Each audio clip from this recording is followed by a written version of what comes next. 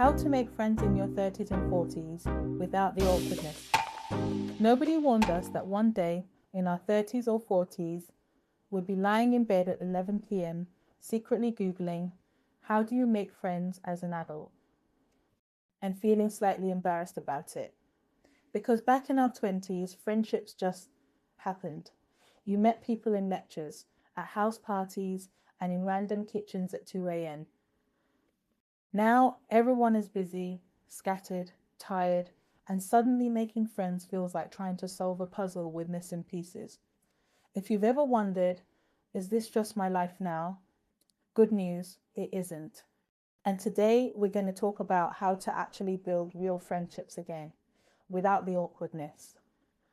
In this video, we're going to get honest about why making friends gets harder after 30, where you can realistically meet new people, and the surprisingly simple habits that turn acquaintances into actual mates.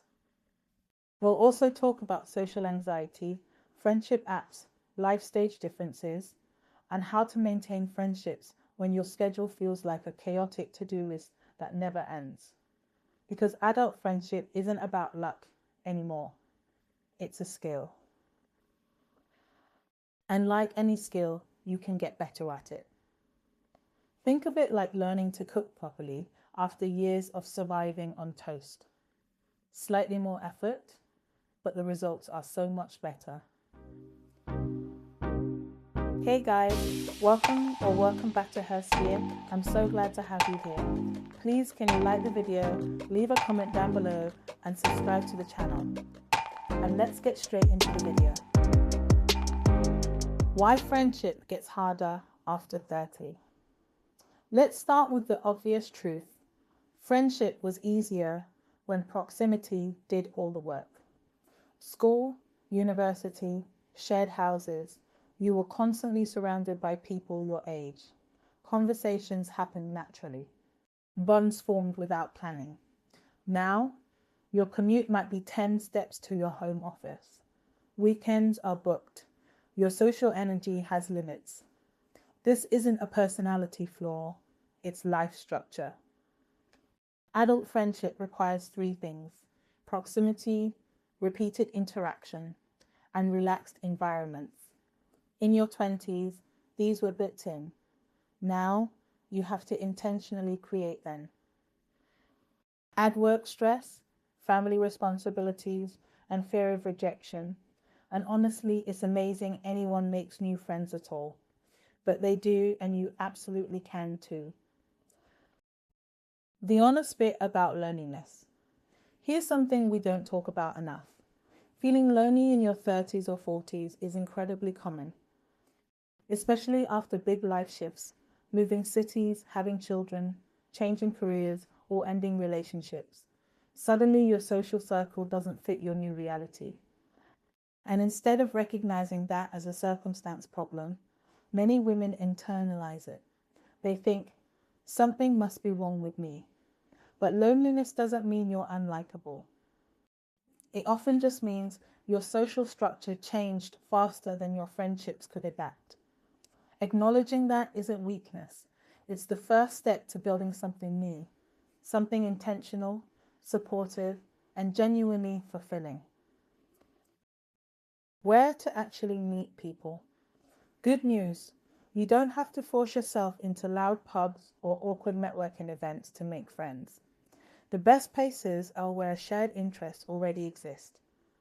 Think pottery classes, creative writing groups, book clubs, running clubs, or volunteering projects. These environments naturally create repeated contact, which is essential for connection. Local interest groups are also gold mines. Platforms that organize group activities can introduce you to people who already enjoy the same things you do. Even familiar spaces like gyms, yoga studios, workplaces, or school gates can become friendship hubs if you go beyond polite small talk. Friendship often starts with simple familiarity. Say hello enough times and eventually conversations begin, turning acquaintances into friends. This is where most adult friendships quietly stall. You know, the gym person, the colleague you click with, the school gate mum you chat to every week, but nothing moves forward. Why? Because someone has to make the first move. Instead of vague lines like, "we should hang out sometime," try specific invitations. Do you want to try that new cafe Saturday morning? Yes, it will feel slightly awkward.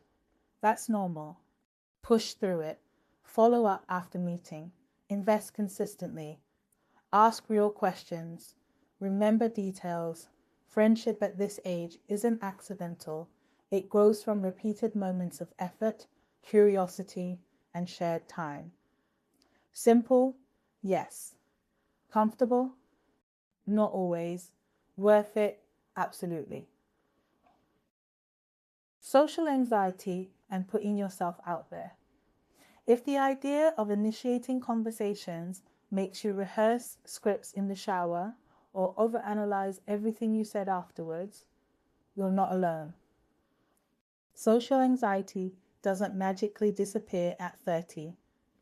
Sometimes the stakes feel higher because time feels more limited. Start in structured environments where roles are clear, like classes or clubs.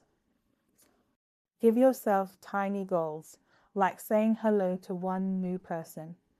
And remember, rejection usually isn't personal, it's incompatibility. Most people are far too busy worrying about how they are coming across to scrutinize you. If anxiety genuinely limits your life, speaking to a professional can be incredibly helpful. Support exists, and using it is strength, not failure. Friendship apps and life stage differences. Yes, friendship apps are a real thing, and for some women they work brilliantly. They can be especially useful after relocating or when you have niche interests that are hard to find locally. But here's the catch. Matching isn't friendship, it's just the starting point. The real connection still happens offline. Another challenge in your 30s and 40s is life stage differences. Some peers have young children and limited time. Others are child-free and spontaneous. Friendship across that divide is possible, but it requires flexibility and genuine curiosity about each other's realities. Connection isn't about identical lifestyles.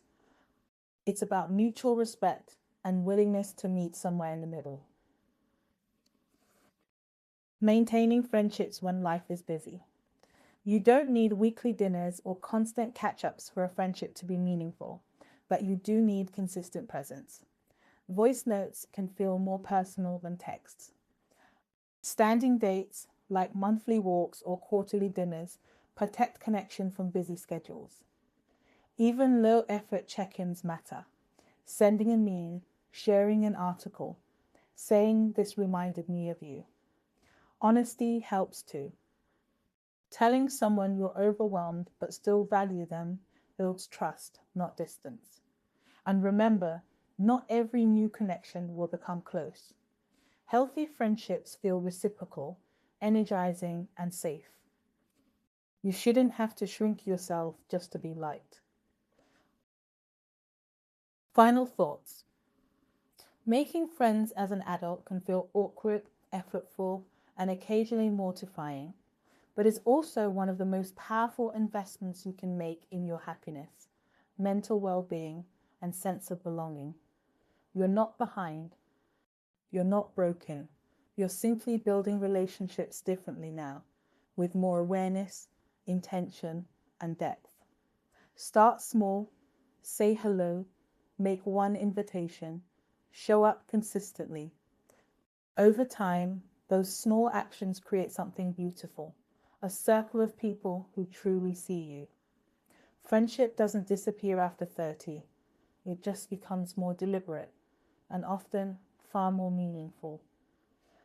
If this video helped you feel less alone, hit like, subscribe for more honest conversations about life, growth, and connection. And in the comments, tell me, what's one small step you could take this week to build a new friendship?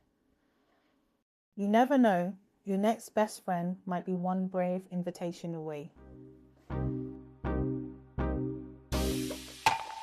To learn more about this topic, check out the description box below. Thank you so much for watching, and I will see you in the next video.